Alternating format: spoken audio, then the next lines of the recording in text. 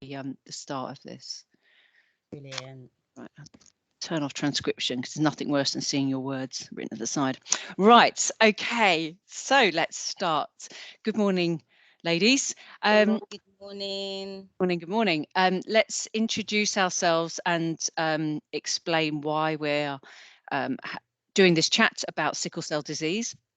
I'll go first, and I'm Claire Tinker, the programme leader for the London area of the Paramedic Degree Apprenticeship in the University of Cumbria, and ex-LAS, London Ambulance Service Paramedic. And I wanted to get a patient view of sickle cell crisis, and Shurelle, one of our students from London, very kindly put us in touch with Danielle, who has agreed to come on and chat. So Danielle, would you like to introduce yourself, and then we'll let Shurelle introduce herself. Great. Yeah. Hi, my name's Danielle McNeish, and I am a sickle cell sufferer. I call myself a sickle cell warrior, like most sicklers do. But yeah, I am also a student at the University of Greenwich at the Science and Engineering, with the Science and Engineering faculty, currently studying nutrition and health, because I'm also an advocate for sickle cell awareness and spreading awareness about sickle cell any way I can, doing events via social media and things like that. So having this opportunity, thanks to Shurelle introducing me to Claire, I am really, really thankful to you both for arranging this, because education and awareness is really important, and that's the only way we're gonna squash some facts that is not true out there, you know, and also kind of shed the light so everybody's in the know about it, which will then help our healthcare and trickle down the line and help other things as well. Lovely, thank you, Danielle. Shurelle. Hi, I'm Shurelle Elevique. I'm currently a student with Cumbria University, and I also work for the London Ambulance Service as a emergency ambulance crew. So I do go to sickle cell patients sometimes on a daily basis, and I just want to be more aware and know how I can be a better clinician to deal with their condition. Lovely, thank you, Shurelle. Yeah, and thank you for doing the introduction. I think this has worked really well. Right, so let's start. What we were going to do is chat generally with Danielle about her life and about her life with sickle cell, and then I've got some questions from the students of things that they've always wanted to know about sickle cell, and Shurelle is going to put those to Danielle at the end. So first things first, Danielle, do you want to tell us about yourself as a person? So putting sickle cell to one side, you've mentioned that you're at University of Greenwich. So, and I think it's always interesting to know people, and remember, patients are people, and what your backstory is. There's more to me than my sickle cell, definitely. That is my mantra. I am not my disease. Yeah. Thank you. Yeah. So do tell. So yeah, I'm like I said before, I'm 41 years old. I'm a mother of 3, 2 boys and a girl. And I am a student with the University of Greenwich at the Medway campus. I think I got interested in nutrition because of battling with my health and trying to find natural ways to prevent going into hospital and also lessen the amount of medication that I was taking. I think my knowledge that I was given from the get-go about sickle cell was very limited. So to look after myself, it was a very much self-taught thing. Being born in the 80s as well. Yeah, you know, a lot has changed since then. So there's more information now than there was back then when I first found out in my teens as well, because I was diagnosed late. I had my first crisis at 13, and that is when my mum found out that I had sickle cell, whereas my brother, he was diagnosed from a child, so she knew. So it wasn't a sort of shock for her, but it was more for me.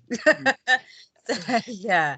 And this So, this has led to you being at university studying, you're saying, nutrition and sort of ways of looking after yourself. definitely. Excellent. Oh, that's and what else? What do you? I'll say what your hobbies are. It sounds like a kid's interview, doesn't it? But what are you into outside of university? What do you Outside do? of Do you do? university, I think obviously I like spending time with my close friends and loved ones. Shazza being one of, Shurelle being one of them.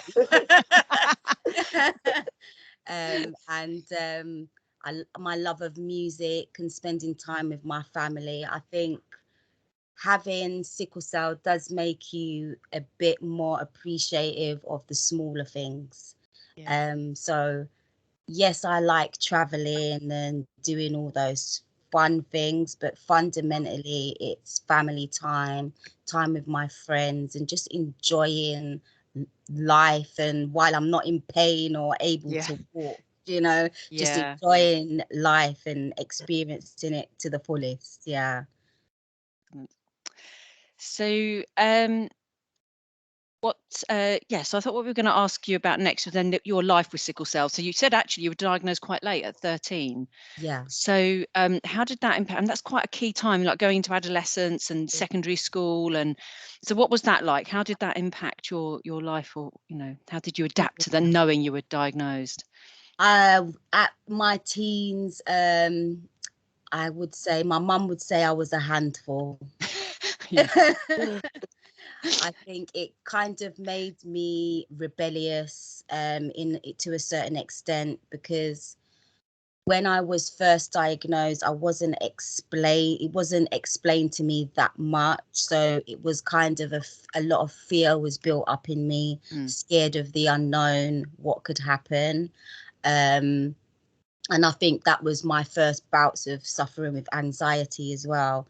So being told I couldn't have children, I might not live till I was 30. These are the kind of information we were given back then. So it made me have a bit of an attitude of, you only live once, don't really care that much, just do me. So yeah, I gave my mum a little bit of problems. Yeah. She wanted me to be in at a certain time. I'll be always pushing those boundaries. Yeah. So it did affect my mental health as a teenager. Definitely, I would say, trying to fit in, trying to pretend that I was like everybody else, and then obviously your health kicks in and lets you know you're not like everybody else. You do have to take it easy. You can't be clubbing late night 2-3 times a week every week, Yeah. Did you feel almost like resentful that you were missing out on things with your friends, or did that make you angry? Yeah. I think along with the fact that I had my stepdad, but my biological father wasn't around as well. So that was a compounding effect of me having sickle cell. Even though my stepdad, love him to bits, I call him dad. He's always been in my life and raised me like his own, but it does leave emotional scars, as it does, that parent that's not around. So with that and the sickle cell worries, I was a angry teenager at times. I did battle a lot with teachers at school as well. And I found it kind of hard to keep my attention, because you have so many thoughts in your head as it is as a teenager, worrying about your body and your growth and all of those other stuff. So yeah, I did have my moments, definitely, but I'm thankful I did have a stern and strict mum and dad, and also my brother. So they reined me in quite often. Well, that's good. I mean, clearly you're in a really good place now, and you look strong and healthy and happy. But it's I feel teenage times are tough, aren't they? Yes, and it must almost. I mean, people talk about a diagnosis as being almost like a bereavement for a life you thought you were going to have, and now, and that sudden realization, oh, I can't. I might not be able to do these things, and that lack of clear health advice for you or clear information about the disease at that first stage must have been really difficult. So you Yeah, can't even it envisage was. what's yeah. So does that lead into what your advocacy now? Do you talk to teenage patients now with sickle cell? I spread a lot of my information via social media. So I in contact with all kinds of age groups of people with sickle cell anemia. I think once I do finish my degree, I would like to focus on teens and people growing with the disability, because I think that was my most worrying times. That was when I was most sick as well, because I didn't know how to look after myself properly. My mum didn't get much information other than what sickle cell was and the information that the doctor gave us at the time, and then you're literally left to it. So it is a learning process. As you go finding your feet. So I think now I'm 41, to be able to share some of the tricks and the information and the experiences that I've been through has helped other people, definitely. That's something I'm definitely thankful to be able to do, because when I was growing up, I had no reference at all of anyone other than my brother, and he wasn't that sick, to be honest. That must be really cool.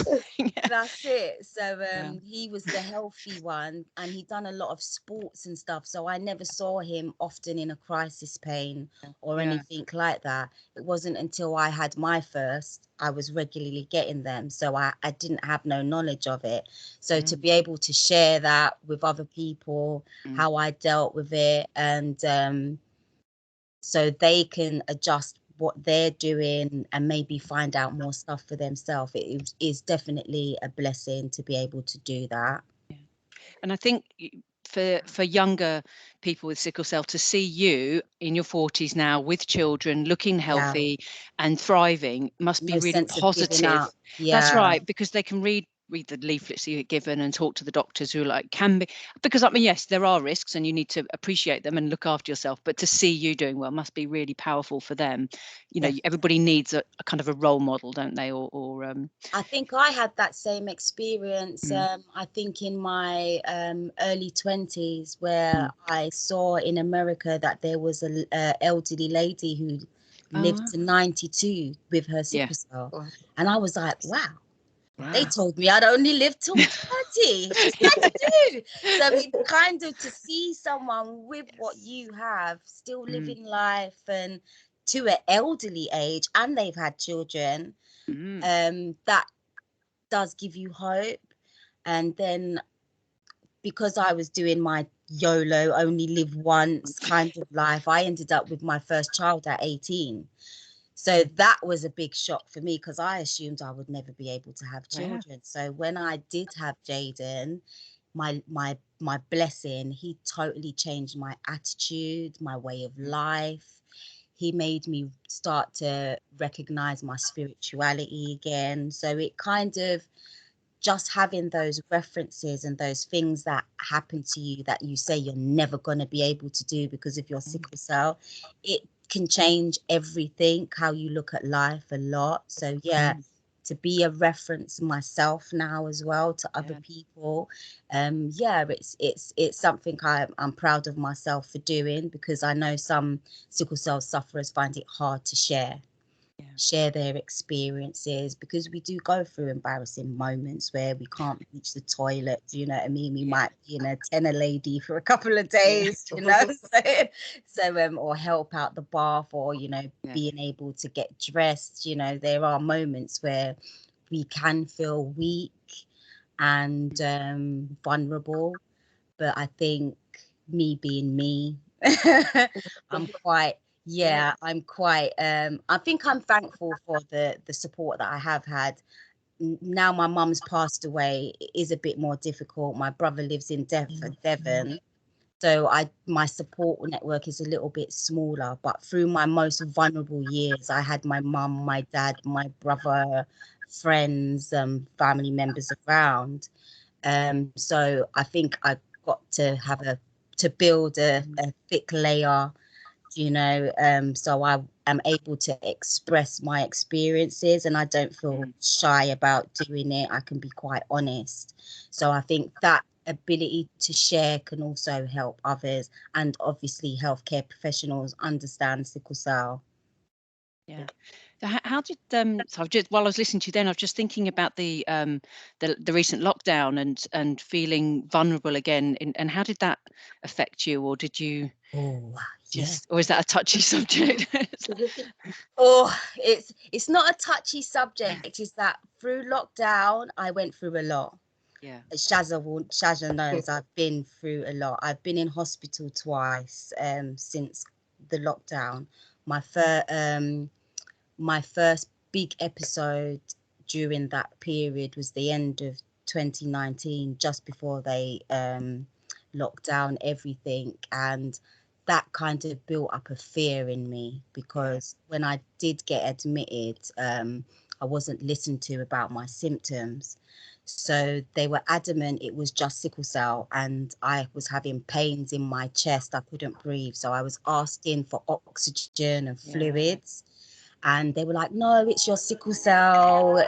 Sorry, it's your sickle cell.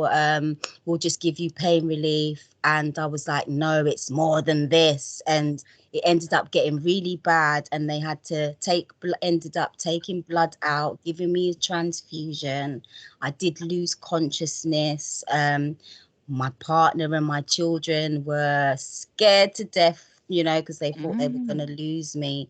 So yeah, that was tough. And then again this year, beginning of last year, 2020, I ended up in hospital again, and going to A&E and not being administered pain relief. So I could feel my crisis getting worse and worse. But because they were only giving me paracetamol, it just wasn't cutting through the pain. So I ended up leaving, still in crisis, going home to take my morphine that I had at home. It might not have been strong as the subcut, but I was like, I need something. At least I've got something at home. I'm going home. So I went home, but only to have to call the ambulance again at 4 a.m. And because of that fear of going back to that hospital, I refused. I begged the ambulance drivers. Thankfully, they did listen, and they took me to Queen Elizabeth, where I was seen to. Unfortunately, the hospital that I was at before phoned Queen Elizabeth and said that I was a drug seeker. Oh my goodness. Yeah. So if she hadn't have taken my obs, as soon as I got there and saw that my bloods was really not normal, I think that would have then escalated the same situation I just came from. But thankfully, I came across a good nurse who knew her stuff. And when they did tell her that, she said, I can see you're in a lot of pain and your bloods are not right. So I'm not going to listen to what they have told me. I'm going to give you the subcut morphine and help you. Don't worry, don't stress. She consoled me. So as much as they are some not great staff, they are a lot of good ones as well that do know their stuff, and I am very thankful for them. Well, it's a shame it has to be that sort of lottery, but we have got a question later on actually that touches on that, and maybe we can go back to that, the drug seeking type, you know, discrimination and that sort of thing. So Shurelle, the long question, we'll pick up on that at the end. But I could just feel my stomach churning with anger as you were saying that. Yes, sometimes. I know, you're sort of how oh my goodness, to take the time to ring a hospital and anyway, okay. So sorry, that was interesting, because I know there was that really the tragic story of the young boy who died during the lockdown, who'd been isolating, hadn't he, because he had sickle cell. Richard. Do you know, I was going to ask who was on your picture, on your t-shirt, because I could just see the top of his head. My laptop's in a terrible position, but this is Richard here. He was, I think he was 17 or 18. So I definitely identified with his situation, because I've been that age, and I have felt suicidal before. you know. It's like you do have those moments where you feel like you just want to give up and you've had enough and you don't want to feel pain anymore.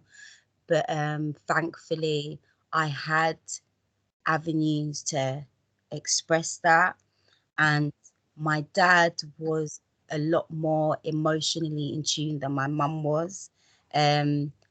So he would talk about all kinds of stuff with me, so I felt that I could express those things. And then when I did express those things with my dad, he would be like, "Are you mad? You can't just give up on life." Look, he calls me Miss World. My dad, Miss World, he calls me. So having that boost and that pep up and someone to give you advice, and yeah, just to have that support network, your mum and dad speaking to you and things like that, it definitely helped, I think. Yeah. I mean, maybe just having that space where you can express all of that and they can take it. Whereas, I mean, I don't know Richard's situation, but if you don't have that, and I think just thinking about the impact of something like the lockdown and that fear of getting sick and having to go to hospital during the pandemic, what if I get COVID on top of a crisis, etc. And I think the isolation as well, because of the fact that I found it difficult not being able to go and visit my friends or go into uni and things like that. So because when you go through a major crisis, you're stuck in a bed anyway. So when you're well and then you're stuck indoors anyway, it's like, I don't want to, I'm feeling good. I'm not sick. I don't want to be stuck indoors. Yes, absolutely. So that does then become a stress in itself. With Richard's situation, I know his mum also has sickle cell as well. So that feeling of not wanting to burden another person who is also going through their own stuff. I've been there when my mum because my mum passed away with cancer.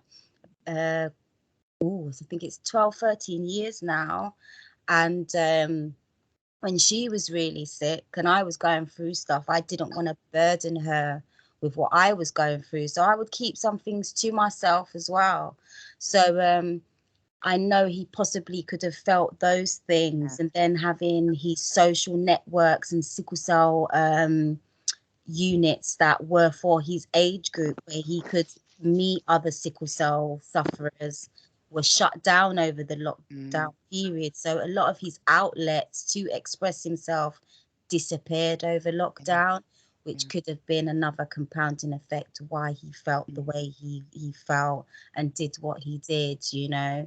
It's very sad that we do get suicidal thoughts and we don't want to live with sickle cell anymore. I think you more so have it when you are younger, because you see young people doing so much stuff with their life and you can't do certain stuff. You have to, like, even this week I wanted to go gym, and when the temperature is at a certain dip, like if it's below 10 Celsius, I have to contemplate, is it wise that you go to the gym, Danielle? Because if you come out hot and sweaty, that automatically means you're in a crisis hospital, and it's that. So you're trying to do the right thing for yourself, but live life. Yes, and live. Yes, so yes, it's a very fine balance. I've heard that before. So people saying when the temperature's low, it can trigger them into a crisis anyway. Going out, do you order your shopping in, or do you, do I risk going to Tesco and or wherever? Yes, it's that balancing act, and I suppose getting to know your own illness and you, and and trying to be as healthy as you can in every other way. I suppose hopes to limit that, but so all those people thinking of other excuses not to go to the gym, puts a whole new light on it, doesn't it? If I go to the gym, I end up in hospital. I mean, that's what I wanted to touch on as well. You've talked a lot there about your family, and they sound fantastic, but the impact of I was thinking more about the impact of the disease on your close family or your children, or and are there positive things? It doesn't all have to be negative, but is it frustrating if you have to cancel something? You're supposed to take them somewhere when they were little, and we can't go because mum's not well, that sort of thing. I think it is a balancing situation. When I'm well, that's when I try to do as much as I can with my children, and to do as much as I can in general, whether it be in the house or with my studies or going to visit friends and family. I have lost contact with a hell of a lot of friends and family because I've not been able to go to certain things. Not everyone's as understanding as you would like them to be. So you do have people that will drop out of your life, which some will find difficult. I'm lucky I've got a tough skin. Not that bothered. Yeah. Well, yes, if they if they really But not don't want. everyone's like me. Some people will be very sensitive to Yeah. that when family members don't understand or Yes. don't keep in contact, because you always can't be at events. I've had friends say, "You never come anywhere," so they're and family, "You've never come anywhere because you're always sick," or every time I invite you out, you can't make it. And sometimes when I explain it's because of my sickle cell, it can attack me at any moment. Sometimes I'm dressed, ready to go, looking forward to it.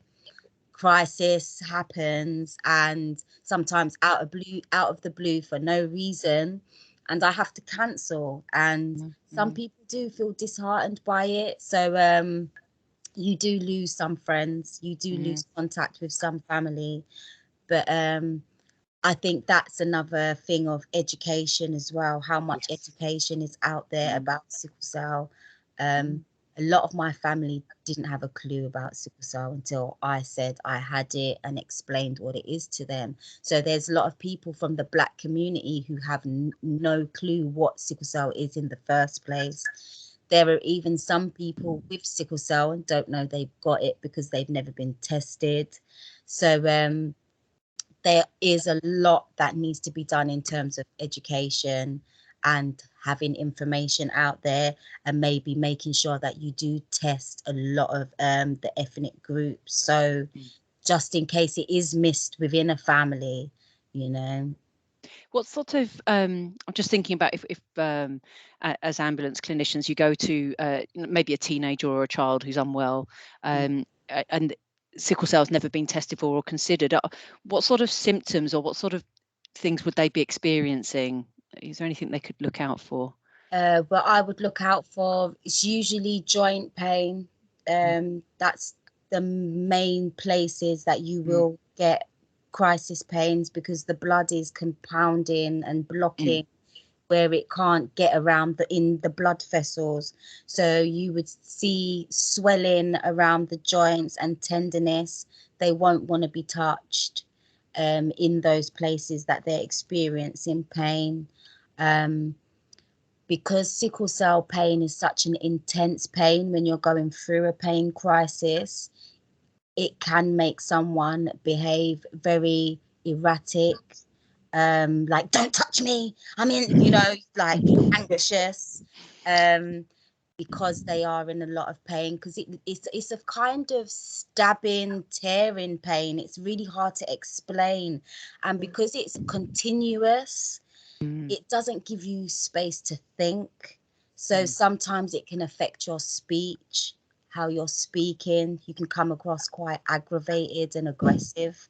My partner has said so sometimes. Like, "Why are you shouting at me?" Like, "I don't mean it, I'm hurting,"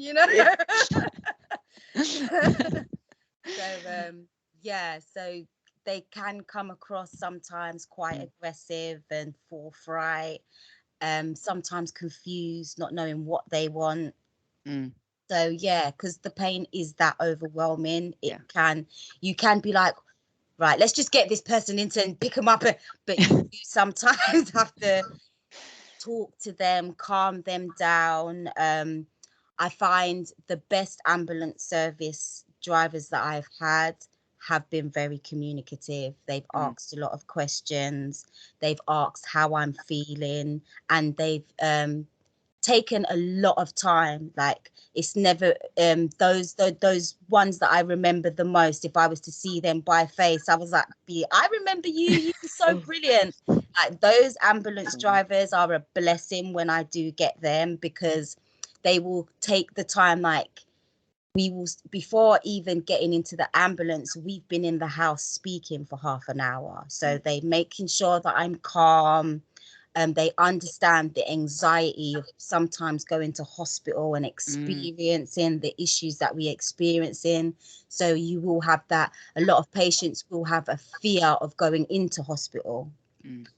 There's sometimes I will say, can't I just have a bit of morphine in the ambulance and you look after me, and then I can go back to bed?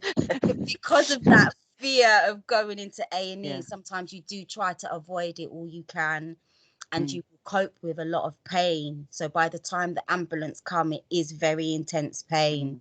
And just having an ambulance driver speaking to you and taking that time. I've even had going into A&E, because the gentleman had an understanding of sickle cell. He literally left me with that Entonox until they updated the A&E staff. So normally they would leave, some leave it in the ambulance, but I've had a few ambulance drivers who have a little bit of understanding, and that when we do get to A&E, we might have to have a little bit of wait for. Especially now if there's long handover waits. That could be a long time without pain relief. It can range from 1 to 6 hours I've waited for pain relief, and the longer you're in pain is the more serious a crisis can get. So having, you know, the Entonox until they're allowed to leave you, that has helped a lot, and it does kind of subside a lot of the anxiety. There's a lot of myths about Entonox. When I started back in the 90s, I used to give all sickle cell patients the Entonox, and not, like you said, leave them with it until we handed over at hospital. And then the hospital used to wheel in a huge big canister and hand over. And then there was like, oh, you shouldn't give it. And I was like, look, if I've got to move somebody from their house, and maybe, like you said, in the cold and in a bumpy ambulance ride, I think, and at the time Entonox was all I had. I felt that's definitely, because when you're going through even like as the ambulance is driving and going over sleeping policemen, you can feel every bump. Like it's like you're in pain, but someone's knocking your pain. Smashing on bruises. So it's like any movement and vibration, it does exacerbate everything else. So to have that Entonox, it is a relief, to take your mind off the pain. So I also bite down on the mountains, so just having that to cling on to, and it really does. It really does make a difference, and it does help. And the other drug we have is the subcut morphine. The paramedics, so once Shurelle and that are qualified, they will be able to offer that as well. So and that's nice and simple, because that was my problem before, is that trying to find an IV, a vein on somebody with sickle cell was always, you could see veins, but I found it incredibly difficult to cannulate. So subcutaneous morphine has been I feel a game changer from our point of view, and of your experience. For us as well, because when you're going through a major pain crisis, because I have morphine at home, oral morphine, so I can manage pain that is bad, but not bad enough that I need hospital. But once that doesn't work, I know the only thing that's going to cut through the pain that I'm going through is the subcut morphine. The only thing with having the subcut morphine when you're in an ambulance is when you get to A&E, they'll make you wait really long. So that's another thing that I think really should be addressed. Previously, like I said before, sometimes it depends on the medical professional that you get, because some will know that if you're given the subcut morphine and it's not touched the pain, she needs another one or he needs another one. And because it is such a strong drug, I think there is a stigma behind it of addiction and things like that. But I think when you have been taking it for so long, and it makes you feel awful. it does make you feel awful. So when you are on it, you prefer not to be on it, to be honest. Many of us do suffer with, because this is why I ended up doing locks with my hair, because before, when I was natural and perming and doing having morphine, it would make my hair shred. So a lot of sickle cell sufferers have alopecia from medication that we take. So because it does have these side effects, it even affects our moods, makes us feel very low. Morphine, it can make you feel very, very low. Even my partner knows when I've taken a morphine tablet, because I just got no patience and I'm very snappy. So it does affect you in many ways. So it's something that I avoid taking. That is my last resort drug. Morphine is usually, for a lot of patients, the last resort. The diclofenac that I prefer taking, because there's less side effects. The most it really does is make me a little bit constipated. I can deal with that. A bit of senna and I'm good to go. So yeah, I'd rather stick to my diclofenac. But when the pain can't be managed by that, there is no other choice other than morphine. And then when the oral morphine is subcut. So if the pain is to a point where a sickle cell warrior is calling an ambulance or needing to go to hospital, they cannot control their pain anymore. They've done everything that they can do to stay out of hospital, especially with all the other fears we have with hospital. So that's usually the last place we would like to go. So hearing talk from clinicians about drug-seeking behaviours is really, really unnecessary and unpleasant and discriminatory. And I think that stems from a lot of stereotypes as well, of what you see of people from my culture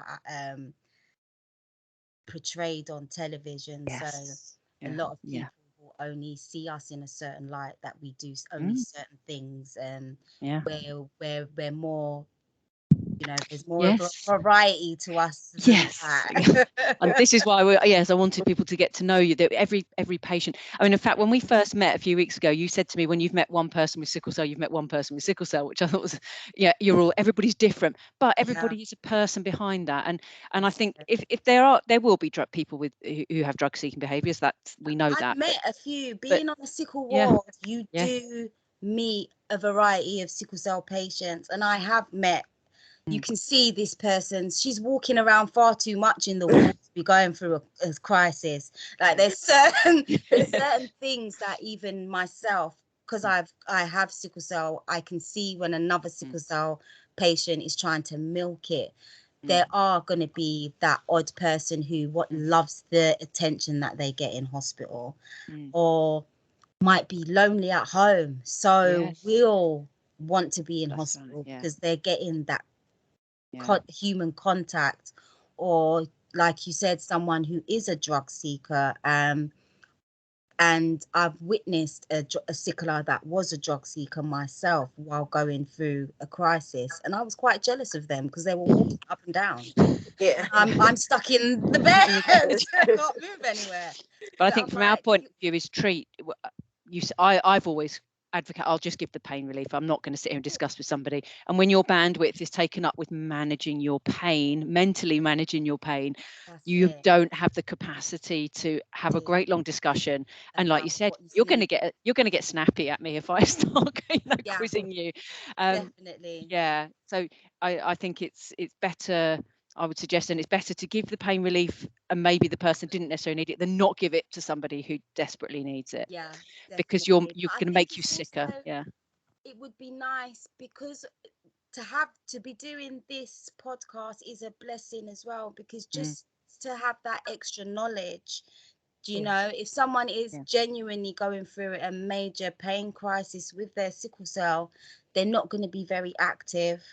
They will be anxious. So there's certain things as an ambulance driver you can have a note of as well, to say, okay, that person's a bit too active to be demanding so much pain relief. Because if they were in that much pain, then they wouldn't be walking up and down and very argumentative and, can I have my drugs? Can I have my drugs? You know, so there are certain signs that you will be able to pick up when someone's pulling your leg.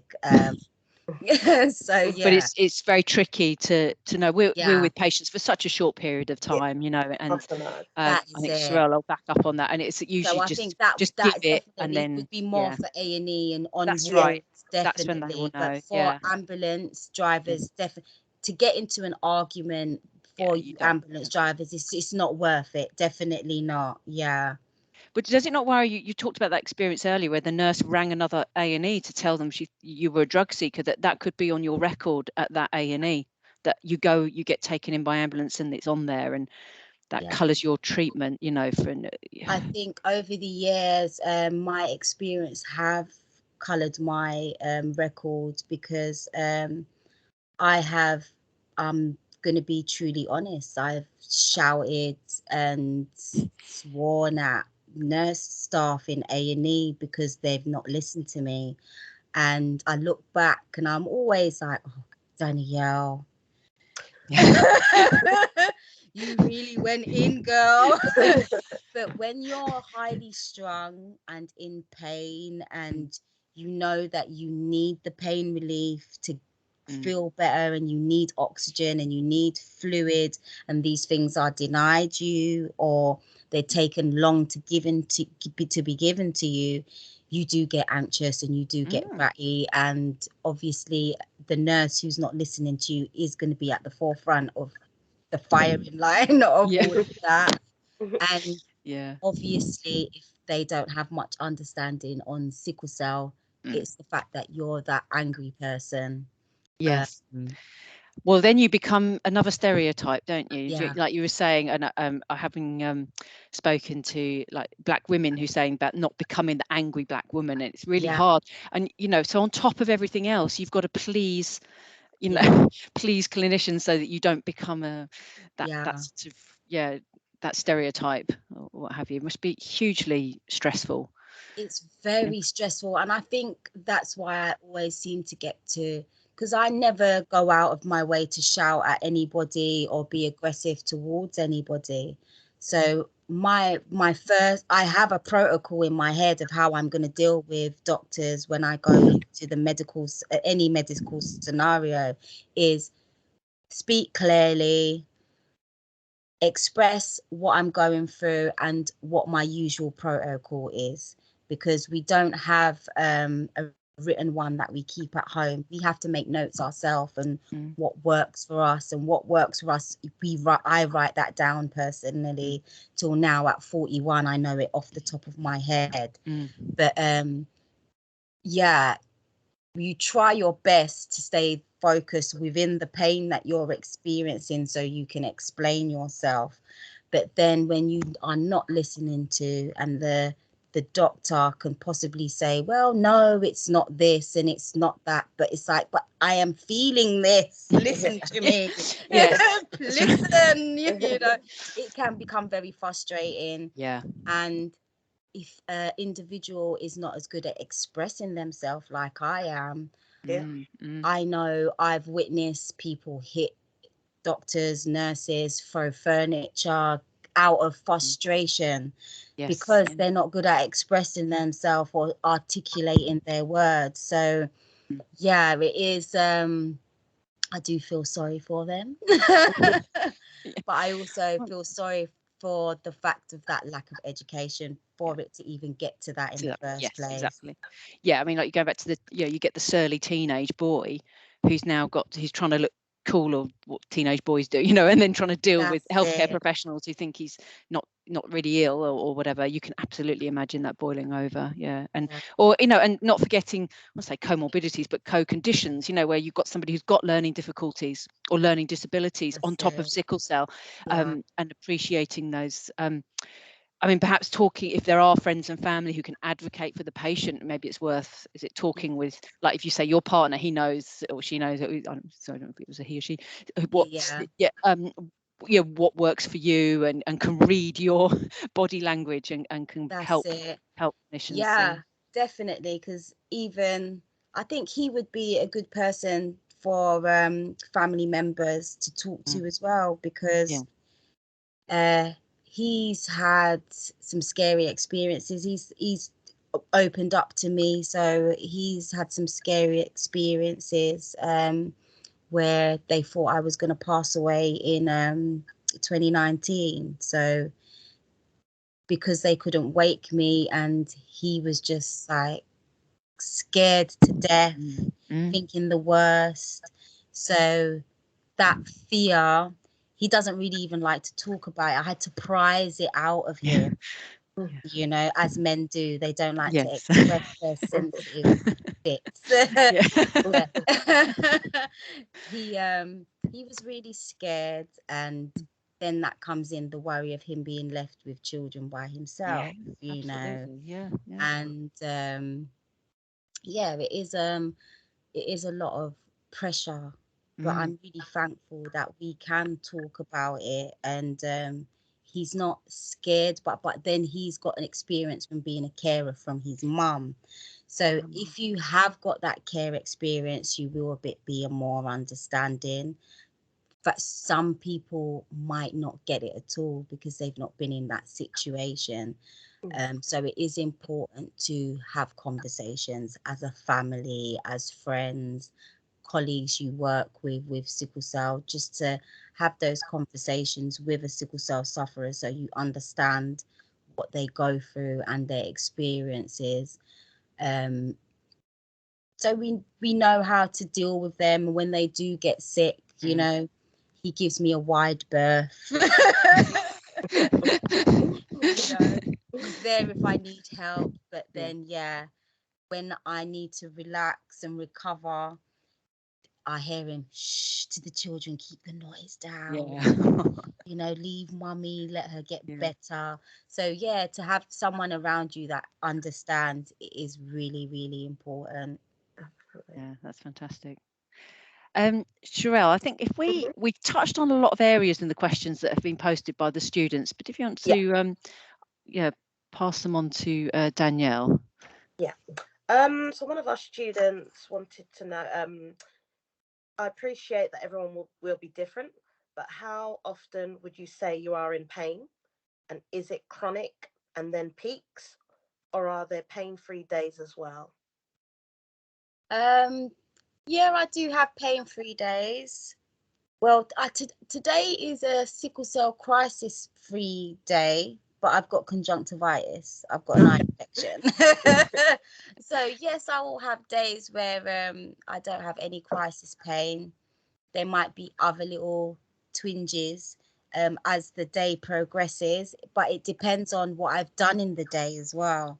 So if I've had a busy week with uni, traveling to uni, school pickup, children's been having busy life, by the end of the week, it could end up in a full-blown crisis. But by the end of most days, when I've had a busy day, I will feel pains in the joints, the feet, and obviously we suffer a lot with a lot of tiredness. Just generally every day, that is the issue of tiredness. It's annoying. But we do have some pain-free days, but it's how you look after yourself is really important. Yeah, definitely.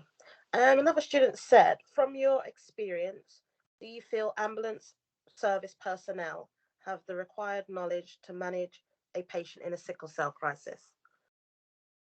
I think there is a handful of ambulance drivers that will have experience with sickle cell. Like I've said, those are the ones that I usually remember if I was to see their face. Yeah, they were just brilliant.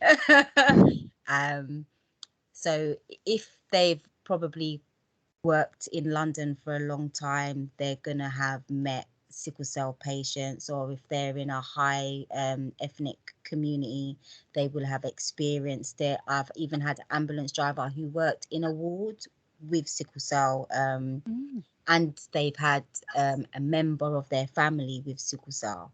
So there are ambulance drivers out there that do know about sickle cell, but not as many as there should be, because a majority of ambulance drivers that have picked me up asks a lot of questions because they're not sure of how to treat a sickle cell patient. I don't mind the questions, but I know others have said it makes them feel anxious because it's like they can't think, and I think with my medical experience, with my degree in nutrition, so I can articulate what's going on with my body maybe a bit better than someone who has no clue about anatomy and how the body works. So I do think I probably have a little bit of a better edge and benefit to the fact that I do have the education that I do have. So for someone who doesn't, they might not be able to explain what they're experiencing that well. So I would say that maybe having something for ambulance drivers, just like bullet points about sickle cell, might help. Will definitely help for those patients who can't express themselves how I do, to an ambulance driver. Because I remember you saying before, Shurelle, that you've picked up a sickle cell patient and you can see that they're very anxious and don't really want to talk, but that could be just from their past experiences, why they're very aggressive and don't want to talk. Because you do have some sickle cell patients whose family have just turned their back on them because they're just like, I don't know how to deal with you. You're always shouting at me and aggressive because you're in pain. And some family members do just disappear from that sickler's life, which is a shame. But yet again, it's because of the lack of understanding. So that is going to affect their behavior and how they deal with the world as a whole. So that poor ambulance drivers, you're the firing line, aren't you? So I think it would be helpful for you guys to have a little booklet or something. When this video will definitely help a lot of your ambulance drivers learning on how to deal with a patient when you come across them. You've touched on it before about your plan or protocol. I've been to a few patients and they've got like their plan or their protocol written on their phone or in their notes or something, just saved somewhere. And I've heard a few comments that they've written it themselves, it hasn't come from like a hospital or anything. So is your plan or your protocol, is that from a hospital or is that something I never ever had my doctor or hematology set out a protocol for me to take home and keep in case I have to call an ambulance. I don't think any sickle cell patient has been given that kind of protocol. The only thing that I've been given, which was about 2 or 3 years ago, was just a little card that says I have sickle cell anemia. And I think it's got my blood type on it as well. And that's it. So any medication that I have in hospital, I've written it down. The medication that I take daily, I write it down. So I have it to know, and I can tell my doctor or the ambulance drivers what I've taken, how much I've taken, what time I took it, and the amount of subcut morphine that I know hits the pain. It's usually between 5 mil. If that 5 mil doesn't cut the pain within half an hour, I need another dose. So usually between 5 and 10 mil subcut morphine will help subside a major pain crisis. I've never had anything to write down. And I think that is where some of the problems can come in when an ambulance driver comes, because you do have other illnesses that will have some kind of notes or something. So to someone who hasn't, an ambulance driver who hasn't got a clue about someone with sickle cell, and then you're saying, I need this, and this, list of drugs, they'd be like, wow, you know about all these drugs, and they've just got some whole other image of you in their head. How do you know about all these drugs? How do you know what amount of drugs that you need? Yeah. You know, but it's because you've had so many episodes in hospital, you know exactly what makes you feel better, because it's like, hallelujah. Once that pain medication kicks in, the pain subsides. So you are going to remember that it was 10 mil of subcut morphine that stopped the pain, and I got an hour's sleep, you know. So yeah, we've never had a protocol given to us, so we usually do make our own notes and our own care plans, especially because we have a lot of bad experience within hospital. To lessen those bad experience, we try to help as much as we can by taking those notes. Yeah, because that makes sense. Obviously, you've written the note because you know your body and you know what you need. So Yeah. showing that, whether it's on your phone or a bit of paper, that means you have to probably speak less while you're in the pain that you're in. Yeah. Just have a quick read and see what you need, what you're normally given. Yeah, that's good to know. Yeah. Okay. So another question. Some student wrote, do you have emergency drugs prescribed prophylactically at home for crises? We have, well, there's nothing that we can be given to stop crises, because there's so many things that can cause a crisis, but we have pain medication to manage our sickle cell. So like I said, my pain relief is at home is diclofenac and oral morphine. So I have tablet form of morphine at home. I use the morphine last. So any day-to-day pain that I have will be diclofenac that I take. But when I have mini crises, as I call them, the ones that are bad but not bad enough to go hospital, that's when I will have the oral morphine. They knock you right out, so I don't like to have them too often, especially with studying. Like, you have to be coherent. I've actually written work while taking oral morphine and gone back and read it, gibberish.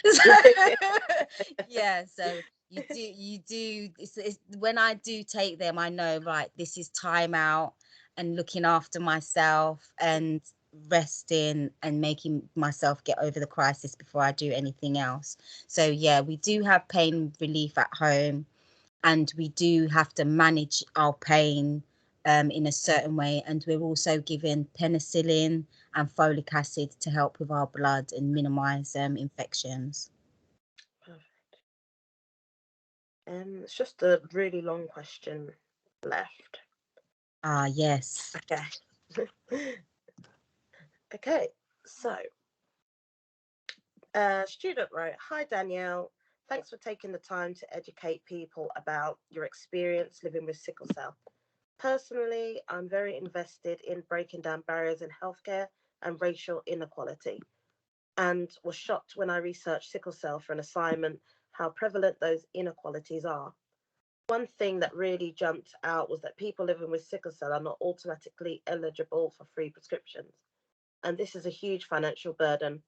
More shockingly, this hasn't been pushed because of the assumption people with sickle cell are likely to be unemployed, low socio-economic income, or be registered disabled.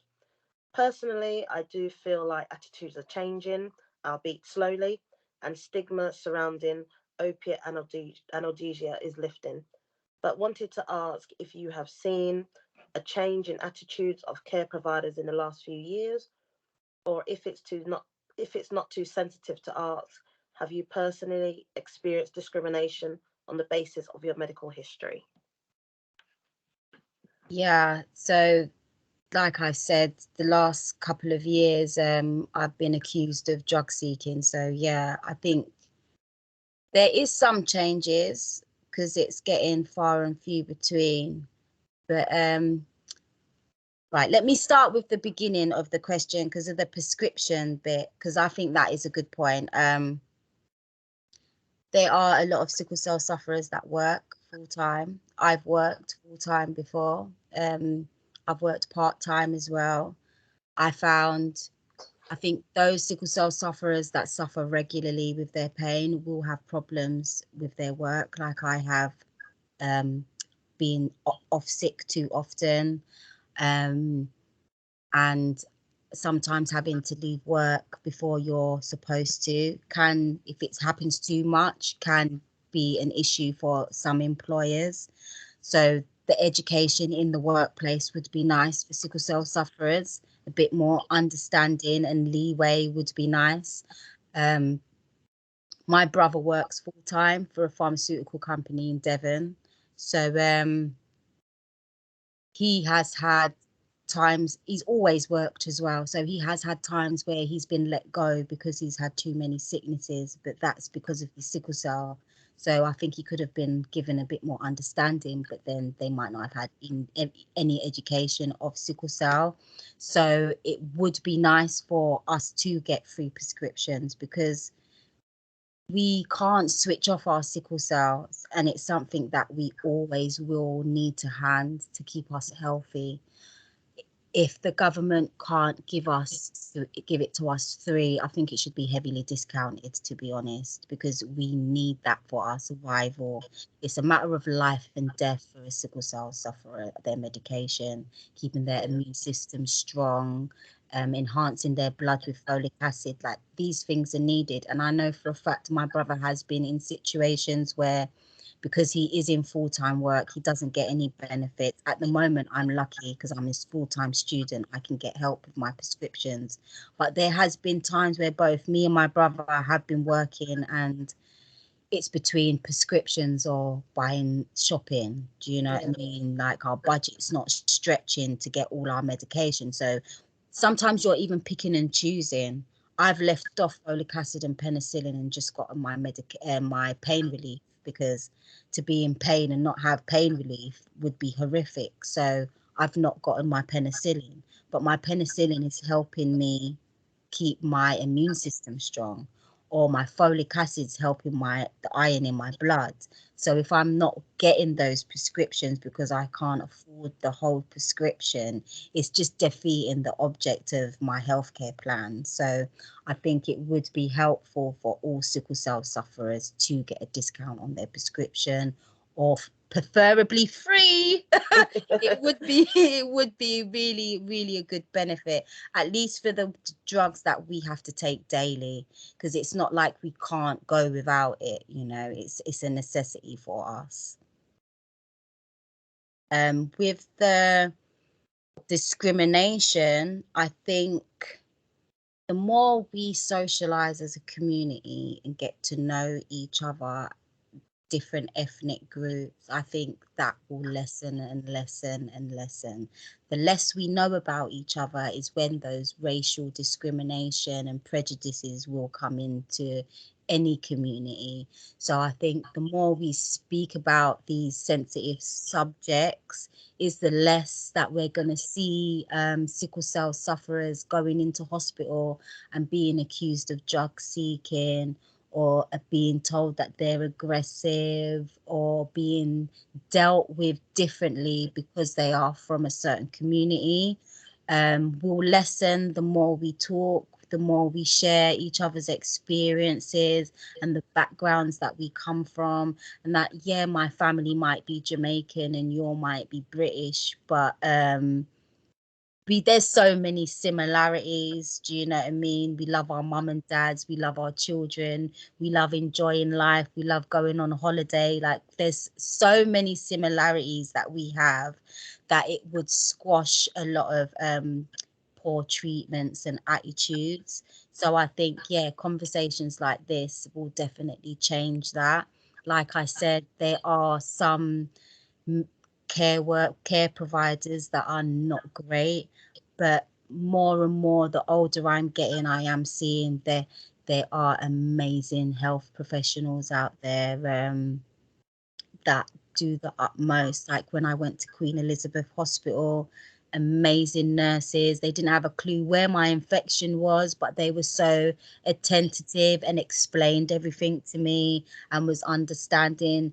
And when I said, when I went to A&E, she even apologized for my experience that I had in the last A&E, you know. So there are many good healthcare workers out there, but those odd ones that are not so great, definitely the education, is needed. But change is happening, and obviously platforms like this and doing things like this will get that change rolling faster. Brilliant. Is that all I think the other questions were things that we've already talked about. Is that right, Shurelle? If I missed any. And I'll pop some of the answers onto that Padlet later, so people know that we've gone through them.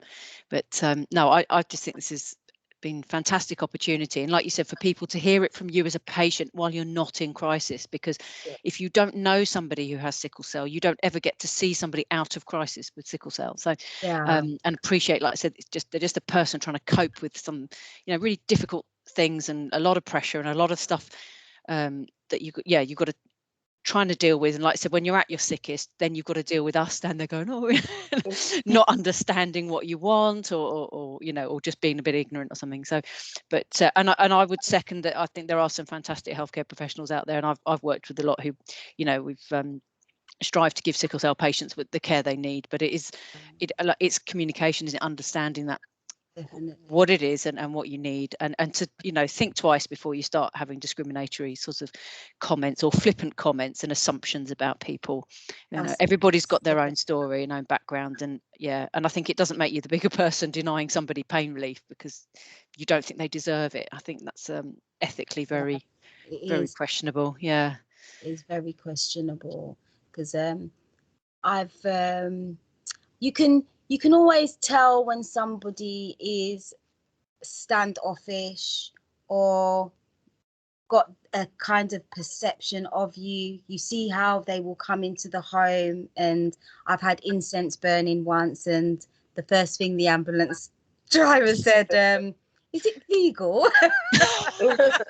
And I goes, can't you smell it? It's incense. So I think he was smoking illegal drugs in the house. But it wasn't. It was a joss stick, an incense stick. So so people will have a perception of a person from what they've experienced before or seen or watched. But I think when you are coming into a stranger's home, or even in the hospital, meeting a patient that you don't know, having empathy and understanding is first and foremost. Like, put your prejudices and what you believe and think to one side, and just deal with being kind, empathetic, and wanting to listen and understand. That then will squash any of those stereotypes that you might have in your head, because that person's going to explain to you what they're thinking, feeling, and then it won't be a case of they're reacting a certain way and then you're like, why are you reacting like that? So there's a bit of understanding. So I think the best experiences that I've had with ambulance drivers, they've been very talkative and wanted to ask questions. They let me know that they didn't know very much about sickle cell, so they were asking questions, and if I minded, would I explain or understand. They've been the best ambulance drivers I've had, the ones that were interested and upbeat and friendly. So if that can be a trait that everybody picks up, then you might get less Aggie sickle cell patients in your ambulance. I mean, that's something we have to think about with every patient when you're like Shurelle said, you was late off last night, it's the end of a long shift and then you're 2 hours off late. And it is hard when you're feeling run down to switch on the charm and be nice when you're just like, oh, I need to go home. So, I mean, but that's for every patient. But you're absolutely right. You don't choose to call us because you've got nothing better to do. You're at the end of your what you can manage at home, this is, you'd really rather not call us. So, and I think just appreciating that and hearing that from you, that it is, that is the case. So, any sort of key messages? I think you've really summed it up there about being kind and empathetic. Any other messages you wanted to sort of finish off with as a final takeaway? I think the key message is that I think the ambulance service has been doing a great job from the get-go. Like I said, my main issues have been within the A&E and hospital. But with the ambulance drivers, it's very far and few between that there is any issue like that, refusal of medication, or I think they're more wary about giving the morphine, the subcut morphine, because they don't want us waiting for 10,000 years in A&E.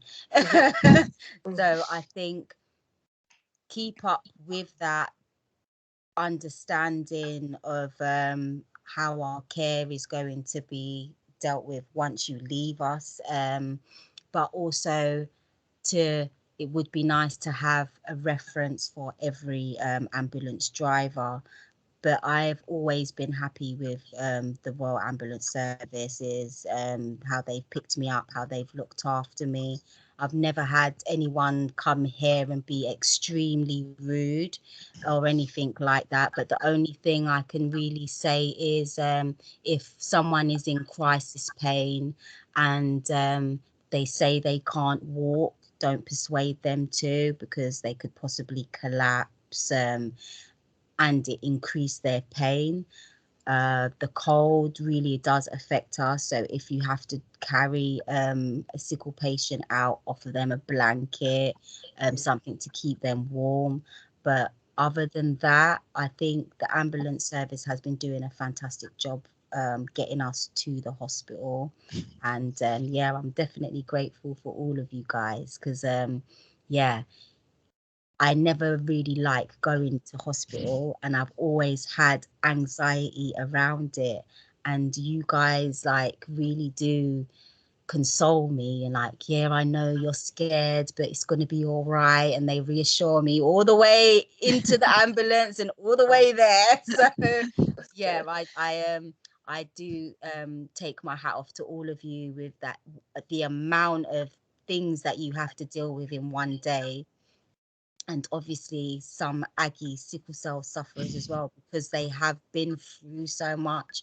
They might not have the support network or the ability to articulate themselves properly. So you are going to come across a few of us that might be a bit angry, aggressive, impatient, demanding. But to have that little bit of knowledge will definitely help how you're going to respond to them as well. So I think don't react personally, just deal with the pain and find out what the person needs. Definitely. Well, I can't thank you enough, Danielle. It's been fascinating. I could talk for hours. There's so many things in my head as you're talking. We should explore that. But maybe we might have to do another one. Yes, absolutely. I think we should do a follow-up, because I know we were talking about Shurelle and I were talking about blood donation and the importance of blood donations and things. So there's lots of topics we could do a follow-up on. So because I also do nutrition supplement to help people keep their health on balance. So that's another thing as well. So the blood donation, nutritional health, there are other things that we can touch on as well. So I would love to do that. Excellent. Well, this is initially for our London cohorts, but I'm going to be sharing it out to the cohorts who on the apprenticeship degree across the country. So in areas where they're not being exposed to patients with sickle cell.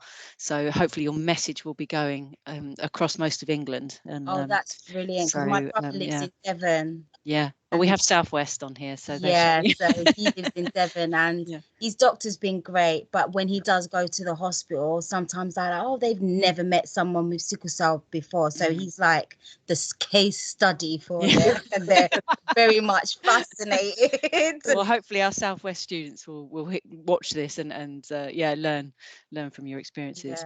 So I'm going to pause the I really appreciate being able to do this. Thank you very much for the experience. Yes.